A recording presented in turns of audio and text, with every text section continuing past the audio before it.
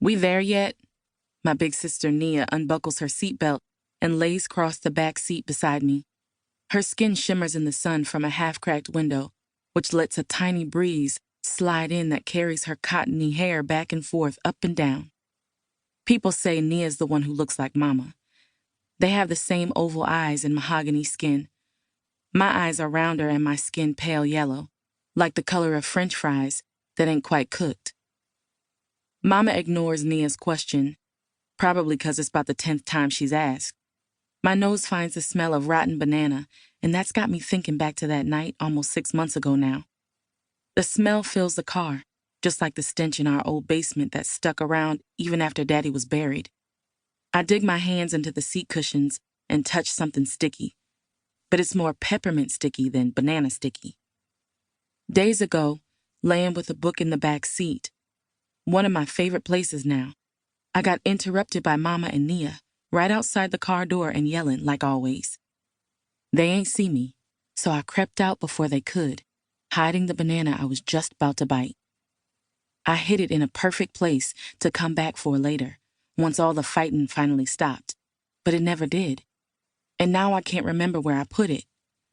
I rub my eyes as I look around. I want to fall asleep, but now I'm awake and smelling that stink. Nia don't look my way, just stares out the window, so I stare out the window.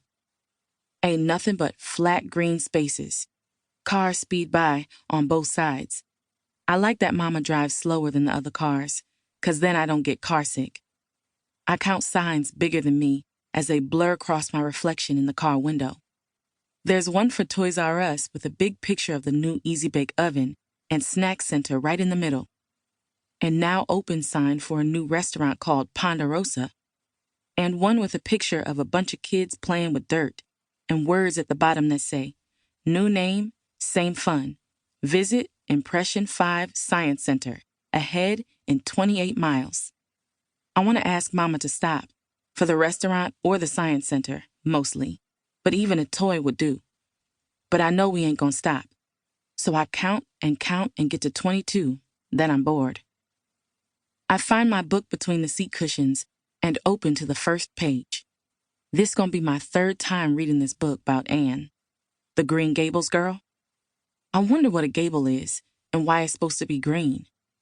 I can't always understand the kind of words she's using 'cause nobody I know talks all proper like that, but in some ways, Anne is just like me, so it's my best book.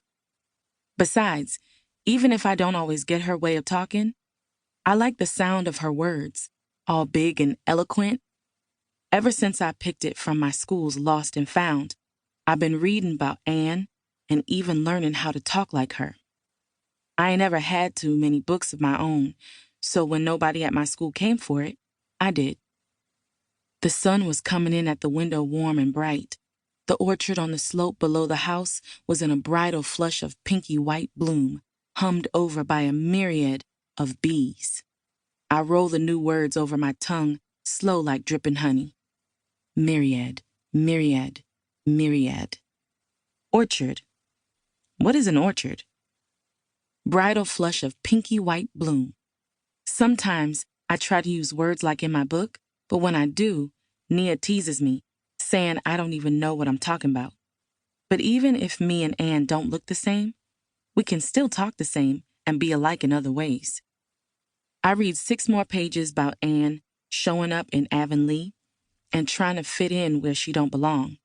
Then there's a loud clanking sound and the car slows down. Mama mutters a bad word under her breath, the one that starts with D. I said that word once, just to test it out when nobody could hear me. It felt good. I repeat it now in my head like a silent chant, once for each time our car has stopped working. Maybe 12 since we got it about a year ago. But at some point, I stopped counting. Seems like our old Dodge Caravan, nicknamed Carol Ann, like the girl in that scary Poltergeist movie, breaks more than it works.